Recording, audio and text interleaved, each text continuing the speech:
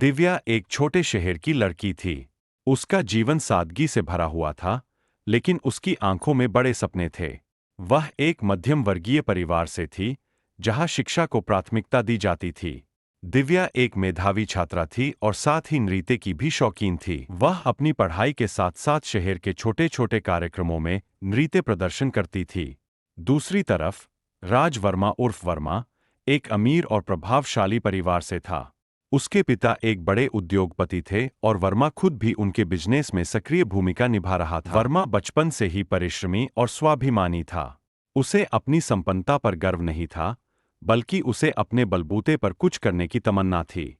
वह शहर के बड़े उद्योगपतियों में एक था, लेकिन उसका दिल बिल्कुल सरल और भावनाओं से भरा था। दिव्या और वर्मा की पहली मुलाकात एक सांस्कृतिक कार्यक्रम में हुई थी।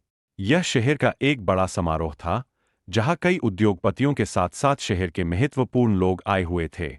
दिव्या ने अपने कॉलेज की ओर से एक नृत्य प्रस्तुति दी थी। उसकी कला और उसकी भावनाओं से भरी प्रस्तुति ने सभी का दिल जीत लिया। मंच से उतरने के बाद वर्मा ने दिव्या की कला की तारीफ की। आपका नृत्य मन को छू लेने वाला था, वर्मा ने मुस्कुराते हुए कहा। दिव्या ने झिझकते हुए जवाब दिया, धन्यवाद। मुझे यह सुनकर खुशी हुई कि आपको पसंद आया। वहां से दोनों के बीच बातचीत का सिलसिला शुरू हुआ।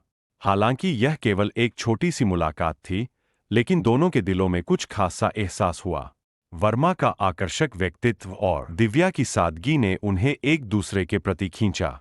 स्ट्रेह इस मुलाकात के बाद वर्मा ने दिव्या से संपर्क करना शुरू किया। वे धीरे धीरे अच्छे दोस्त बन गए। दोनों के बीच कई समानताएं थीं। उनके जीवन के अनुभव एक दूसरे से बिल्कुल अलग थे।